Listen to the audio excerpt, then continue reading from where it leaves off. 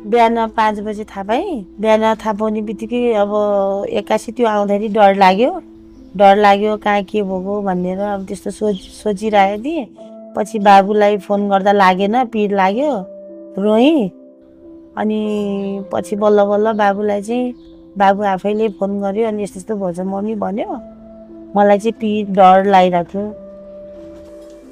घरमा त अब हामी 3 जना, बाबु म छोरी, कमाउने भनेको म मात्रै हो।